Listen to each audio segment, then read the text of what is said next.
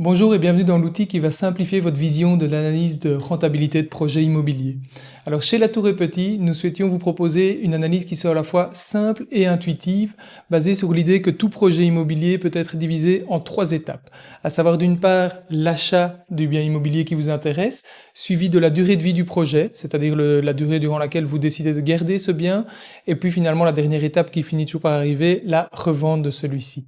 Alors entrons directement dans le vif du sujet. Vous voyez sur le site que vous pouvez cliquer sur simuler mon investissement et cela vous amène à la partie de l'interface où vous pouvez tout d'abord dans l'étape 1 choisir votre commune. Là vous voyez que les données s'adaptent, donc vous recevez en fait les données de StatBel et ces données en fait vous permettent de voir l'évolution du marché dans la commune et dans la région par rapport à la commune choisie durant ces 15 dernières années.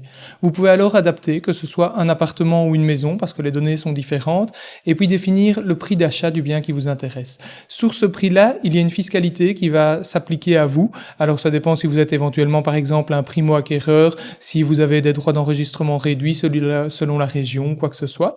Et puis après, vous avez tous les frais annexes, c'est-à-dire les frais d'acte d'achat par exemple, mais aussi par exemple des montants de travaux si vous voulez les définir, et si c'est du neuf, parfois des frais de raccordement ou des frais d'acte de base. Cela permet de définir en fait le coût total et le budget total de votre projet immobilier.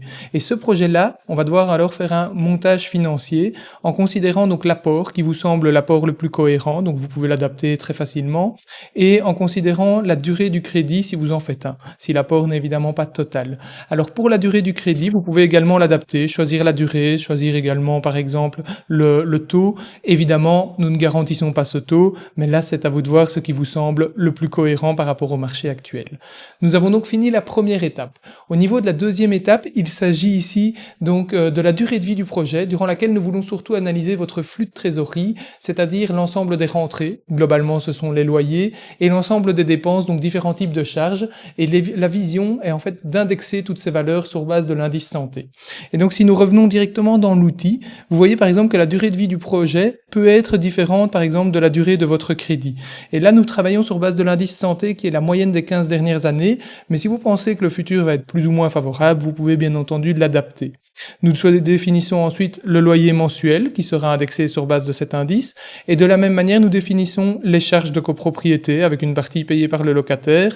Vous avez le précompte immobilier par exemple, les éventuels frais de rafraîchissement, de mise en location, voire de gestion locative. Et donc tous ces éléments-là qu'on vient de voir, vous pouvez voir que sur la droite, ils ont permis de définir en fait l'équilibre moyen mensuel et donc de voir si vous êtes plutôt en positif ou en négatif, donc autrement dit s'il va falloir faire un apport supplémentaire ou pas.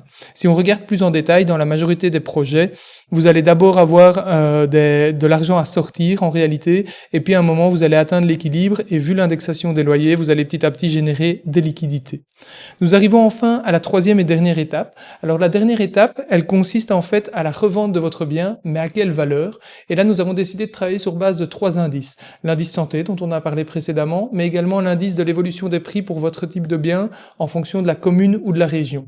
Et là nous travaillons avec en réalité la moyenne de ces 3 indices, ce qui permet à nouveau d'essayer d'être neutre et réaliste, et cela permet, sur base de tout cela et donc de tout ce qu'on a fait comme analyse, d'estimer donc la plus-value de votre projet, mais aussi la rentabilité par rapport à votre rapport réel. Donc là, par exemple, dans le tableau, on parlait de 135 000 €, mais vous pouvez voir que si je décide de diminuer l'apport en fonction du projet, on va quand même avoir une réalité qui est qu'il faut sortir un peu plus d'argent tous les mois, et donc ça, on va en tenir compte pour vraiment considérer votre apport total sur la durée de vie du projet pour calculer la rentabilité.